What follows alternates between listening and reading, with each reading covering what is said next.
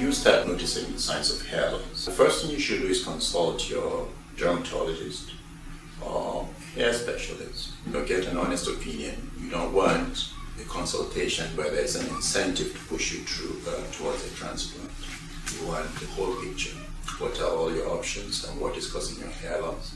Most common cause of hair loss is the androgenic alopecia, and that's what we're talking about today. At a very young age, when you start noticing thinning, that is the time to start considering medical approach. The only FDA-approved medications are finasteride, which is taken orally, and minoxidil, which is topical.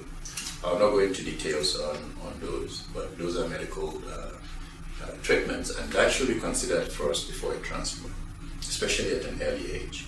Now, if you've used those and after using it for at least 6 to 8 months and you don't get a result, then if your hair loss is significant enough, then a transplant can be considered or discussed.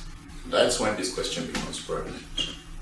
Am I too young to have it? There are a few factors that will determine that a patient, say who is less than 25 years old, who is considering transplant.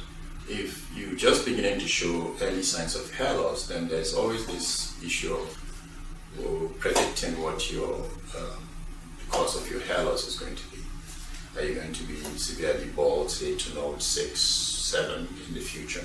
In which case, we would not want to put some hair in your forehead only for you to end up becoming very bald in the back of your head with no solution outside. It's always common for doctors or providers to say, well, we'll have to look at the family history of hair loss and make a determination from that. But actually, there's no way of determining or predicting what course your hair loss will take.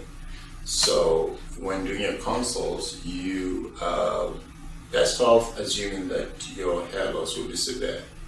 It's always better to play safe than sorry. And the reason that young patients are turned away is if in the event you go on to develop severe hair loss, if you've already started your transplant very early and have used up your donor supply on the back and sides of your head, then you're in a quandary, right? You have hair in the front and then all around it, and the rest of your head is bald, and then there's no donor hair to use in remedying that.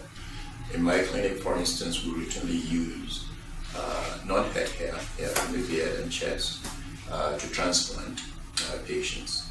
So obviously in a clinic such as mine that is capable of using non-head hair, then the considerations will be different because of the capabilities. We're able to treat very severely bald patients. And in a clinic that does not have that ability, the discussion will be different because they are restricted to discussing the head donor pool. Clinics such as ours, in qualified patients, can tackle even severely bald patients. So even a patient that presents young, and even assuming that they're going to get severely bald, and if we determine that they are good candidates for that kind of procedure, then we will give them that option of doing a transplant. But that said, it's not all about donor supply.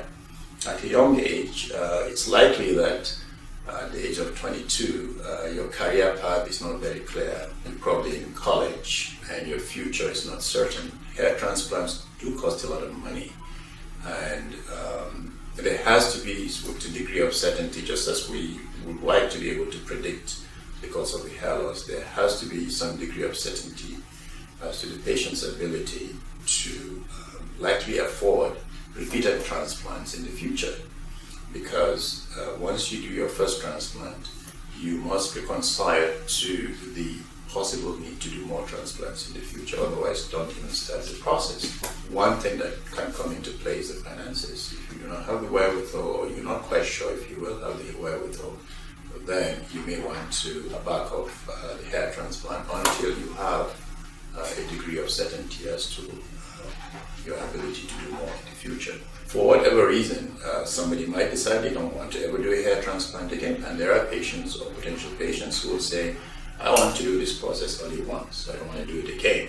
Well, that is not a very good patient to transplant, especially if they're at an early age. If you're a young patient, for you to be to qualify or to do a hair transplant, you should first of all reconcile, accept the fact that you are going to need multiple transplants in the future. It may happen, it may not, but you should be ready to accept the possibility of having to do many more transplants in the future. If you're not, then you should not do a transplant.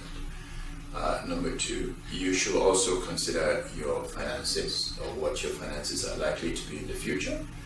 Because if you do a transplant and you require more transplant in the future and you cannot do them because of financial reasons, for whatever reason, then there's a danger of ending up with an odd look at a later part of your life. With that said, a clinic that is able to utilize non-head hair and expand your donor pool beyond head donor supply will have the capability to do transplants even when you become severely bald in the future.